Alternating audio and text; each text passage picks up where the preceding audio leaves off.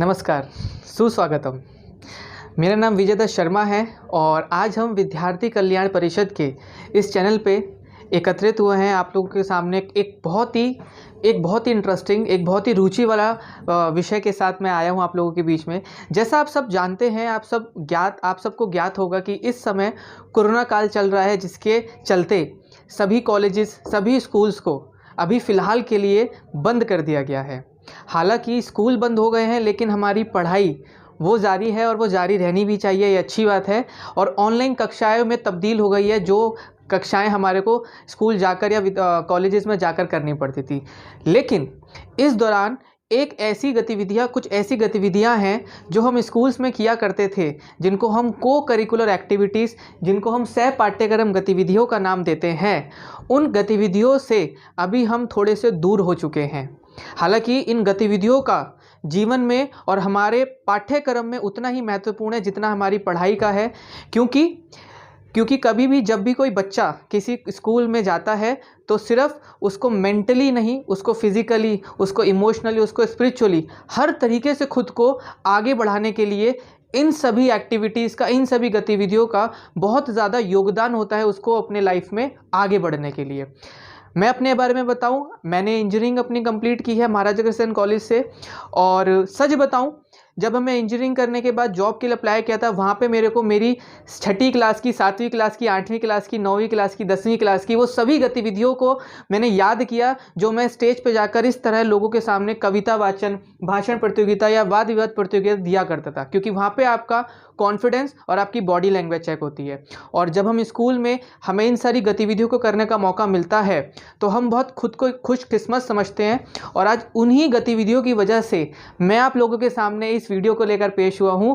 और अब हम बात करते हैं कुछ ऐसे चीज़ों की जो हमारे पढ़ाई के साथ साथ कुछ ऐसी गतिविधियां जो होनी बहुत ज़रूरी हैं, जैसे कि कविता वाचन प्रतियोगिता, भाषण प्रतियोगिता, वाद विवाद प्रतियोगिता, क्विज प्रतियोगिता, चित्रकला, योग और बहुत सारी प्रतियोगिताएं हैं जो हमारे स्कूल में ऐसी गतिविधियां जो हमें करनी चाहिए।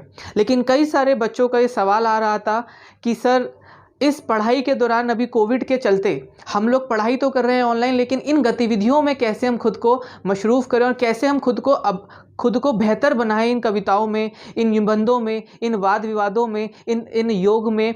तो इसके लिए विद्यार्थी कल्याण परिषद आप लोगों के लिए लाया है एक बहुत ही अच्छा ट्यूटोरियल मॉड्यूल। जी हाँ दोस्तों, ये एक ऐसा मॉड्यूल है जिसके अंदर आप लोगों को, हमारी कोशिश यही रहेगी कि आप लोगों को वो सभी चीज़ें सिखा पाऊँ और सिखा पाएँ, जिसकी वजह से आप इन कंपटीशन में ना केवल भाग लो बल्कि एक अच्छा स्थान प्राप्त करो, पहला पोजीशन, दूसरा पोजीशन और तीसरा पोजीशन प्राप्त करो। और मेरी उम्मीद रहेगी कि आज का जो हमारा पहला टॉपिक है, जो है कविता वाचन प्रतियोगिता, उस कविता वाचन प्रतियोगिता में मैं आपको वो सारी चीज़ें देने की कोशिश करूँ जिन चीज़ों को मैंने अपने जीवन में अप्लाई किया, जिन चीज़ों को मैंने अपने जीवन में शुरू किया और जिसकी वजह से मैंने कविता वाचन प्रतियोगिता में बहुत सारे स्टेजेस में कई सारे तरह के अवार्ड्स को जीता। तो दोस्तों, कविता वाचन प्रतियोगिता की शुरुआत करने के लिए जब भी हम कभी किसी भी कंपटीशन में जाते हैं, किसी भी प्रतियोगिता में जाते हैं, अभी मैं कविता वाचन की बात करूंगा, तो जब हम किसी भी कंपटीशन में जाते हैं तो सबसे पहले हमें ज़रूरी बातें जो ध्यान रखनी है उसको ध्यान देना ज़रूरी है, जो मैं आपको बता रहा हूँ। नंबर 1 जो हमें ध्यान रखना है वो है, हर कविता का एक पर्टिकुलर टाइम होता है, एक समय होता है, एक समय अवधि होती है।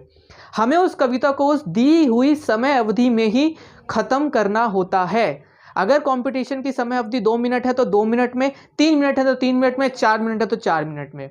ऐसा ना हो कि हमें 2 मिनट मिला है और हम 4 मिनट तक बोले जा रहे हैं, ये एक नेगेटिव मार्किंग का साइन होता है।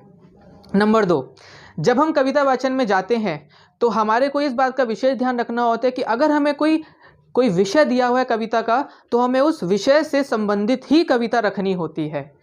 और अगर कोई विषय नहीं दिया हुआ तो ये भी ध्यान रखना होता है कि क्या हमारे सहपाठी ने हमसे पहले कोई ऐसी कविता तो नहीं पढ़ दी जो हमारा विषय था और हमें भी ऐसा ही कुछ पढ़ना था, वो ध्यान देना बहुत ज़रूरी होता है। यानी कि इन शॉर्ट बोलूँ तो हमें कॉपीड कविता नहीं करनी होती है।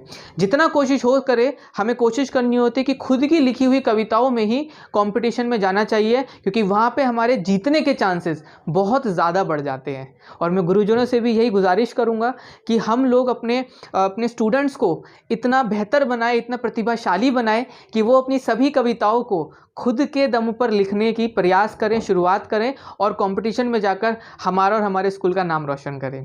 नंबर 3 जो बात हमें बहुत ज़्यादा ध्यान रखनी है वो है, जब हमारा नाम बोलता है, जब हम स्टेज पे जाते हैं, जो कोई भी स्टेज हो, चाहे वो जोनल लेवल हो, चाहे वो डिस्ट्रिक्ट लेवल हो, चाहे वो नेशनल लेवल हो, वहाँ पे हमें जहाँ हम खड़े होते हैं उस खड़ी पोजीशन में हमें इधर उधर नहीं हिलना होता, अपने पैरों को नहीं हिलाना होता, अपने हाथों के एक्सप्रेशन को उतना ही करना होता है जितनी ज़रूरत होती है, ना तो उससे ज़्यादा ना उससे कम।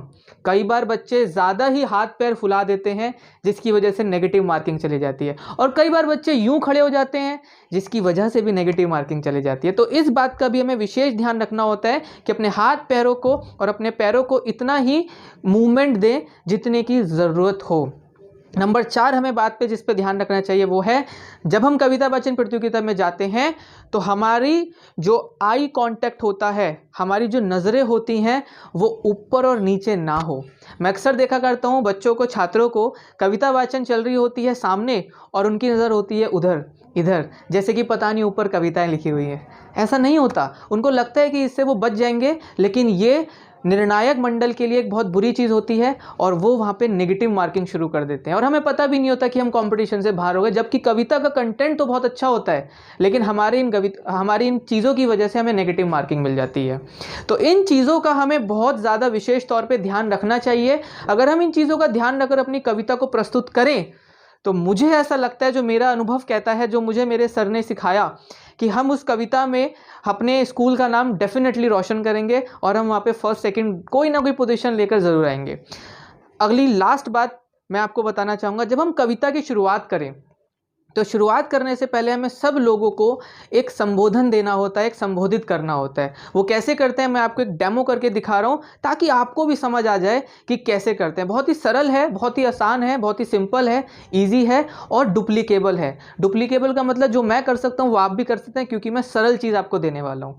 तो क्या है वो, जैसे ही आप स्टेज पर जाएँ तो बोलना क्या है, आदरणीय अध्यक्ष महोदय, सम्मानित निर्णायक मंडल, गुरुजनों एवं मेरे प्रिय सहपाठियों, नमस्कार। जैसा कि आप जानते ही हैं, उसके बाद हमें क्या बोलना है, जैसा कि आप जानते ही हैं, यानी कि हमें उनको याद दिलाना है कि हम किस चीज़ के लिए आज यहाँ इकट्ठा हुए हैं। पहले हमें सबको संबोधन देना है। किन किन को देना है, अध्यक्ष महोदया को, निर्णायक मंडल यानी कि जजेस को, गुरुजनों यानी कि अपने टीचर्स को, जितने भी टीचर्स अलग अलग स्कूल से आए हुए होते हैं उन सबको, और अपने प्यारे प्यारे सहपाठियों को जो हमारे साथ कंपटीशन देने आए हैं और लेने आए हैं।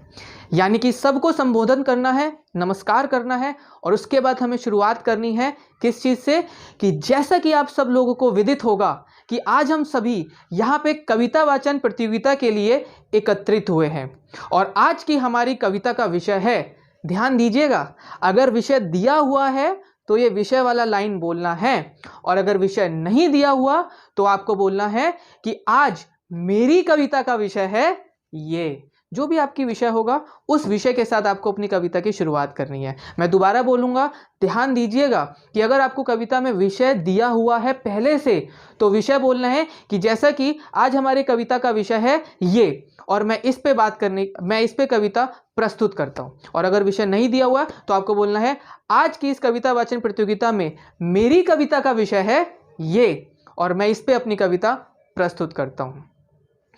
आई होप सो, मुझे आशा है कि आप सब, मैंने जो आपको ये कुछ पॉइंट्स बताएं, आप इसको इम्प्लीमेंट करेंगे, लागू करेंगे, अप्लाई करेंगे और अपनी कविता वाचन की जो स्किल्स हैं, जो आपकी जो कौशल क्षमता है, उसको आप बेहतर बनाना शुरू कर देंगे। चलिए दोस्तों, मैं एक छोटा सा डेमो के साथ आप लोगों को अपनी एक छोटी सी कविता, 3 छंदों की कविता है जो मैं आपके सामने पेश कर रहा हूँ, और जो मैंने पॉइंट्स आपको बताए हैं, जो पॉइंट्स मैंने आपको अभी बताए हैं, उन सारे पॉइंट्सों के साथ मैं उस कविता को आपके सामने प्रस्तुत कर रहा हूँ। तो कई सारी ऐसे कविता वाचन प्रतियोगिताएं होती है और कई सारे ऐसे प्रतियोगिताएं होती हैं जहाँ पे हमें माइक उपलब्ध कराया जाता है और जहाँ पे हमें माइक उपलब्ध नहीं कराया जाता।